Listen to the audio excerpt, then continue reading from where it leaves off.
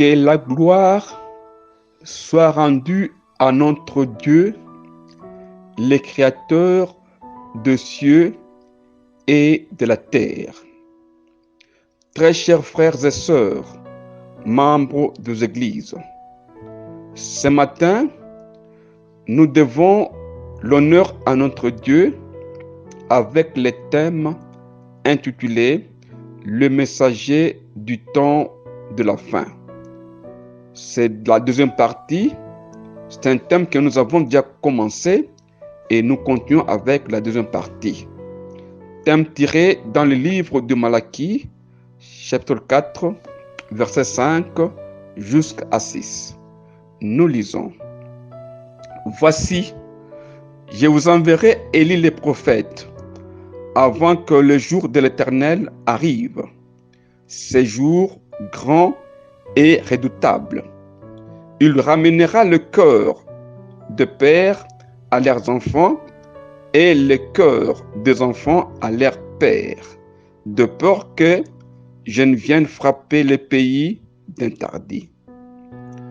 Très chers frères et sœurs, membres des églises, le messager du temps de la fin a la mission de la restauration des églises et préparer la seconde venue du Christ pour prendre l'épouse. Et c'est William Branham qui se confie cette mission à travers son église appelée les Tabernacles, qui est considérée comme étant l'épouse qui partira dans l'enlèvement à la rencontre de l'époux pour vivre 1000 ans avec Christ. Très chers frères et sœurs, l'homme de la révélation de l'Apocalypse, William Branham, s'appuie sur le passage de l'Apocalypse, chapitre 20, verset 6. Nous lisons. Heureux et saints ceux qui ont part à la première résurrection. La seconde mort n'a point de pouvoir sur eux, mais ils seront sacrificateurs de Dieu et de Christ, et ils régneront avec lui pendant 1000 ans. Très chers frères et sœurs, les milléniums vont commencer quand? Les sacrificateurs de Dieu et de Christ régneront avec Christ pendant 1000 ans dans les déserts, dans les airs.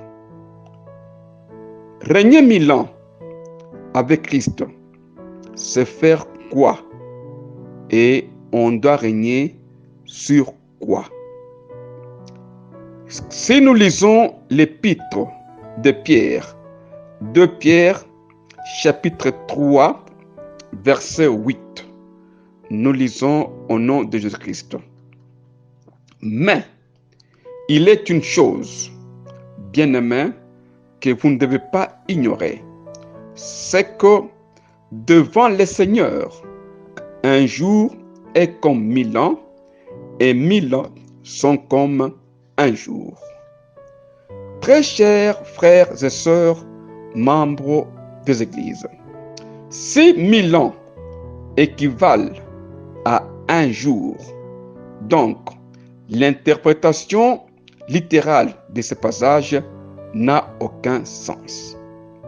Dieu compte les temps et les jours, les années, très différemment de l'homme, car les jours de Dieu ne sont pas les jours des hommes, tel qu'il est écrit dans le livre de Job, chapitre 10, verset 5, nous lisons « Tes jours sont-ils comme les jours de l'homme, et tes années comme ses années ?» Très chers frères et sœurs, les 1000 ans sont-ils comptés comme les années des hommes ou les jours de Dieu? Car quand nous entrons dans le comptage de 1000 ans selon Dieu, le 1000 ans là ne correspondent que à un jour. et on doit régner avec Christ. Christ est où? Quand nous lisons l'épître de Paul aux Éphésiens, chapitre 3, verset 17, nous lisons au nom de Jésus-Christ. En sorte que Christ habite dans vos cœurs par la foi, afin qu'étant enracinés et fondés dans l'amour. Très chers frères et sœurs, si Christ habite dans nos cœurs par la foi, comment pouvons-nous nous rencontrer avec Christ dans les airs, lui qui est déjà par la foi dans nos cœurs? Si nous revenons dans les passages de l'Apocalypse, chapitre 20, verset 6, il a été dit qu'ils seront les sacrificateurs de Dieu et de l'agneau. Et pourtant, cette promesse était faite à Moïse dans le désert. Si nous lisons Exode, chapitre 19, verset 5 jusqu'à 6, nous lisons au nom de Jésus-Christ. Maintenant, si vous écoutez ma voix et si vous gardez mon alliance, vous m'appartiendrez entre tous les peuples, car toute la terre est à moi. Vous serez pour moi un royaume de sacrificateurs et une nation sainte. Voilà les paroles que tu diras aux enfants d'Israël. Très chers frères et sœurs, membres des églises, ce n'est pas du tabernacle que sortira le royaume des sacrificateurs, mais à tout celui qui écoute, garde et pratique les commandements de Dieu. Pour bien comprendre cette confusion, la confusion dans les messages des frères Branham, nous devons analyser le message et son messager. Dans le message du frère Branham, il a commencé avec les églises dénominationnelles. Les églises dénominationnelles. Dans ce message, Branham condamne les organisations hiérarchiques au sein des églises. Par la domination qui est une branche à l'intérieur d'une religion qui opère sous une identité. Par là, Branham condamne la hiérarchisation des systèmes de pouvoir ecclésiastique dans les églises. Il condamne le pape et les représentants légaux dans des églises. Il s'attaque aux églises presbytériennes, aux églises protestantes et à l'église catholique. Maintenant, revenons un peu dans les Écritures. Si nous lisons Exode, chapitre 18, verset 21 jusqu'à 22, nous lisons: Choisis parmi tous les peuples des hommes capables, craignant Dieu, des hommes intègres, ennemis de la cupidité. Établis-les sur eux comme chefs des 100, chefs des 1000, chefs des 100, chefs des 50 et chefs des 10. Qu'ils jugent le peuple en tout temps, qu'ils portent devant toi toutes les affaires importantes et qu'ils prononcent eux-mêmes sur les petites causes.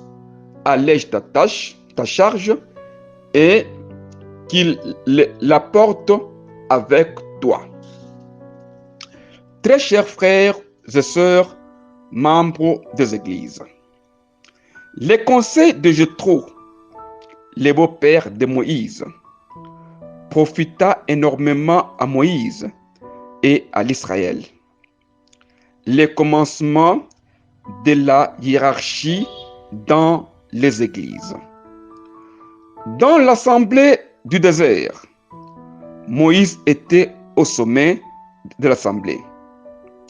Les représentants de Dieu en Israël, avec les adjoints collaborateurs qui sont le chef des 1000, le chef des 100, le chef des 50 et le chef des 10. Bref, l'assemblée du désert était dénominationnelle. Si nous cherchons dans l'Église primitive, lisons Actes des Apôtres, chapitre 15, verset 1 jusqu'à 2.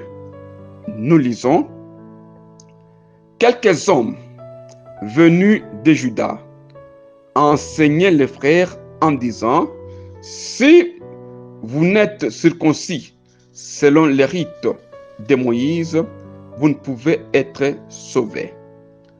Paul et Barnabas eurent avec eux un débat et une vive discussion. Et les frères décidèrent que Paul et Barnabas et quelques-uns de leurs montèrent à Jérusalem vers les apôtres et les anciens pour traiter cette question.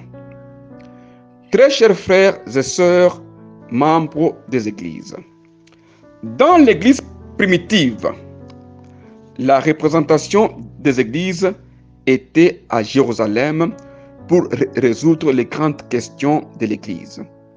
Cette église était encore dénominationnelle. Il y avait la hiérarchie du pouvoir ecclésiastique. Dans la politique de Branham, il refusait tout débat sur ce message. Aujourd'hui, par manque de la dénomination, de la hiérarchie dans les tabernacles, les confusions tirées dans les messages de frère Branham sont en train de créer la division et la mauvaise interprétation du message comparativement à la Bible. Si il y avait la dénomination, on devait se mettre ensemble pour qu'enfin qu'on fasse débat sur la véracité du message et des brochures, faire la comparaison, mais les tabernacles sont autonomes et continuent à perdurer, à persévérer dans cette confusion. Nous continuons toujours avec ce que Branham a condamné comme étant les églises dénominationnelles. Lisons Apocalypse, chapitre 1, verset 10 jusqu'à 11. Nous lisons au nom de Jésus-Christ. Je fus saisi par l'Esprit au jour du Seigneur, et j'entendis derrière moi une voix forte, comme le son d'une trompette, qui disait: ce que tu vois, écris-les dans un livre et envoie-les aux 7 églises, à Éphèse, à Smyrne, à Pergame, à Thyatire, à Sardes, à Philadelphie et à Laodicée. Très chers frères et sœurs, membres des églises, l'ange donne les dénominations des églises, la désignation de l'église par un nom qui exprime l'état de cette église. L'église de l'Éphèse, l'église de Philadelphie.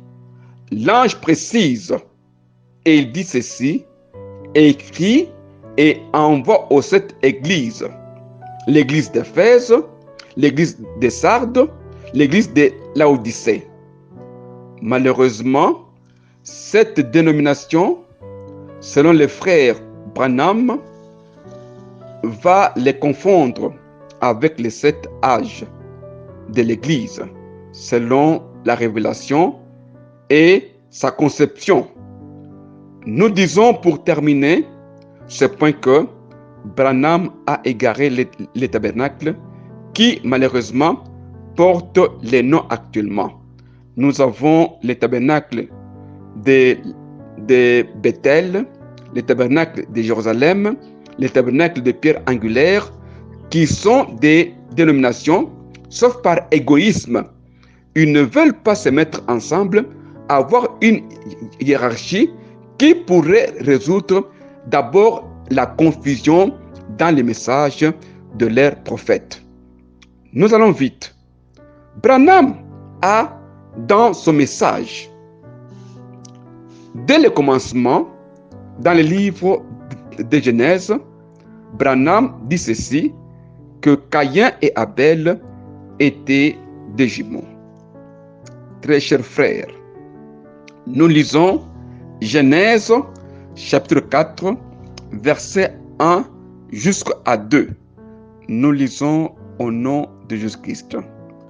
Adam connut Ève, sa femme. Elle conçut et enfanta Caïn, et elle dit, j'ai acquis un homme de par l'Éternel. Elle enfanta encore son frère Abel. Abel fut berger et Caïn fut laboureur. Très chers frères et sœurs, membres des églises, l'acte des rapports sexuels était considéré comme le seul moyen par lequel Dieu lui-même donnait les enfants. Pour William Branham, Ève avait connu des actes de rapports sexuels le même jour avec les serpents et avec Adam. Parce que les Écritures disent, elle enfanta encore son frère Abel.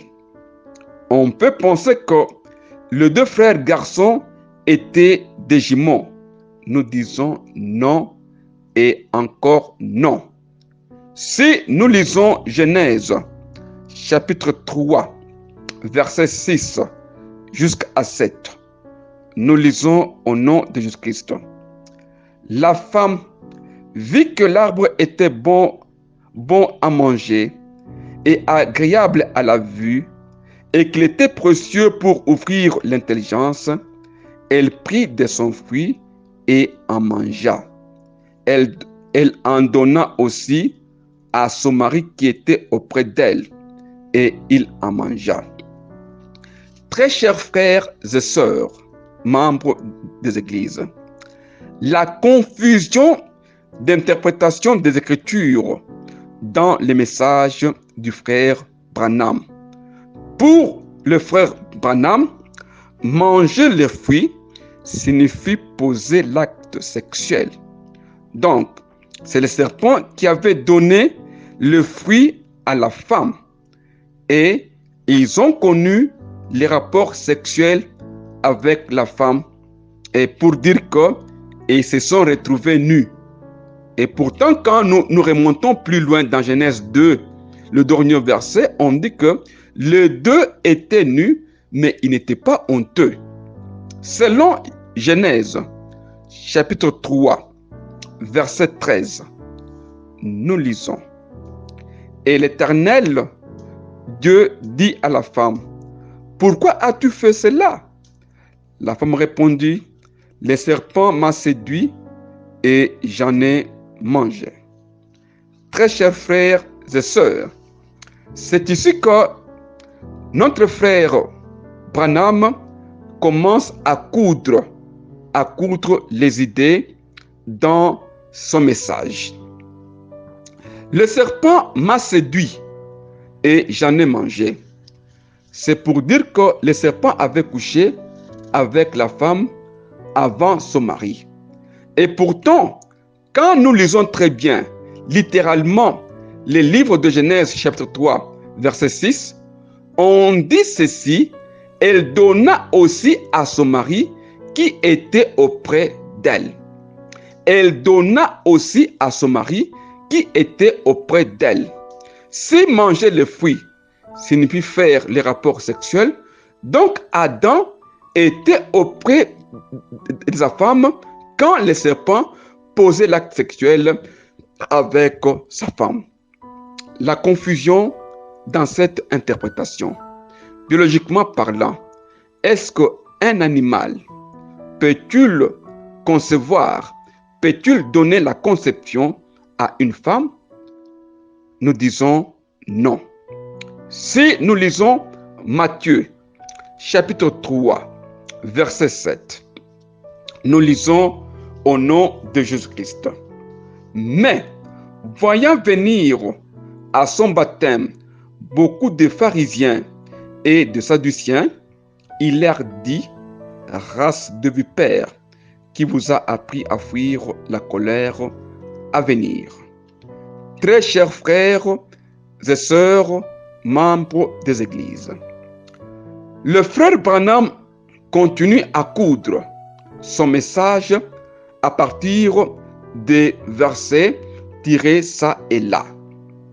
C'est ici que provient la confusion de Branham quand Jean-Baptiste appelle le pharisien et les sadduciens la race des vipères. Comment expliquer que le Jean-Baptiste du temps de la fin ne sait pas interpréter le message du Jean-Baptiste du premier temps? Dans la brochure de la sémence, le message du temps de la fin conclut que Caïn était la sémence du serpent. Et pourtant, quand nous lisons Jean chapitre 8, verset 44, nous lisons au nom de Jésus-Christ. Vous avez pour père le diable, et vous voulez accomplir ses désirs, les désirs de votre père. Il a été meurtrier dès le commencement. Il ne se tient pas dans la vérité, parce qu'il n'y a pas de vérité en lui. Lorsqu'il profère les mensonges, il parle de son propre fond, car il est menteur et le père de mensonges. Très chers frères et sœurs, membres des églises, Jésus décrit les pharisiens d'être les enfants du diable. Et pourtant, ce pharisien n'était autre que les enfants d'Israël. Il n'était autre que les Lévites qui gardaient les lois de Dieu. Vous avez pour père le diable. Dans cette confusion des Écritures et du langage de Dieu, Branham déclare ouvertement par la puissance du Saint-Esprit que Caïn est l'enfant des serpents et que la progéniture de Caïn existe. Le Saint-Esprit, très cher frère, peut-il contredire les Écritures? Non. Branham devait lire Jean chapitre 16, verset 13 jusqu'à 14. Nous continuons avec l'analyse du message et son messager. Troisième point, Branham nous dit que nous sommes dans l'âge de Laodicée. L'âge de Laodicée. Pensée qu'il a tirée dans la philosophie de l'écriture de l'Apocalypse, chapitre 3, verset 20. Nous lisons au nom de Jésus-Christ. Voici, je me tiens à la porte et je frappe. Si quelqu'un entend ma voix, ouvre la porte, j'entrerai chez lui, je souperai avec lui et lui avec moi.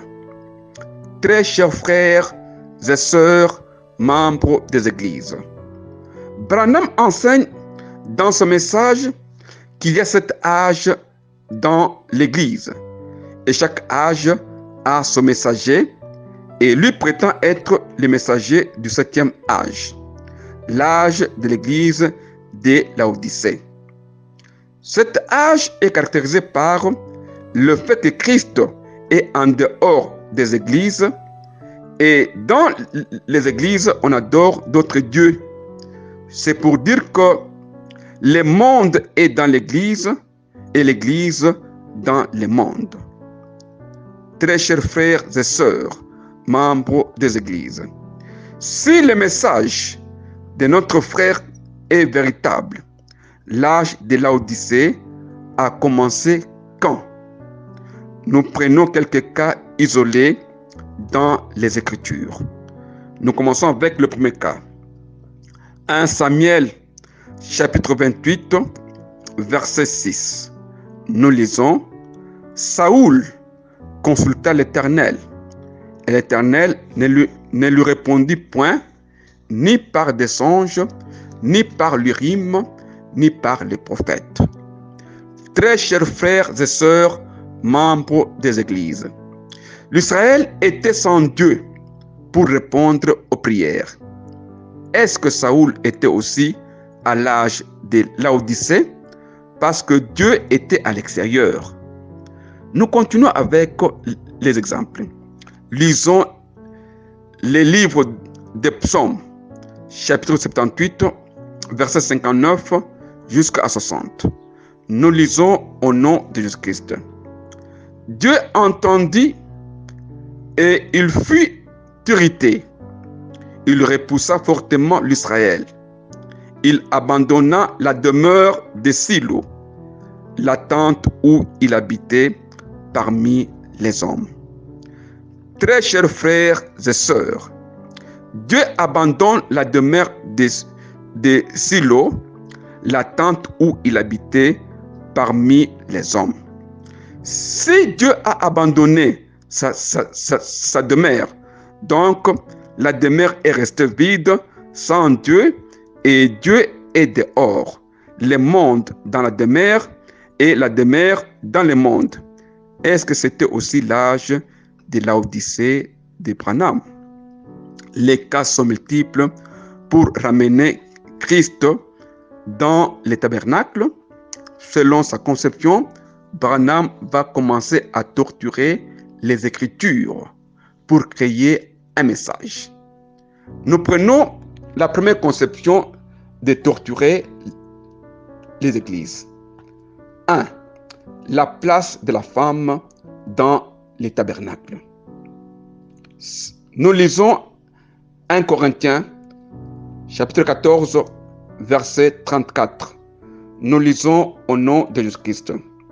Que les femmes se taisent dans les assemblées, car il ne leur est pas permis d'y parler, mais qu'elles soient soumises comme le dit aussi la loi. Très chers frères et sœurs, pour Branham, la femme n'a pas le ministère dans les tabernacles. Elle doit être dans la soumission de son pasteur. Nous lisons encore 1 Timothée, chapitre 2, verset 12.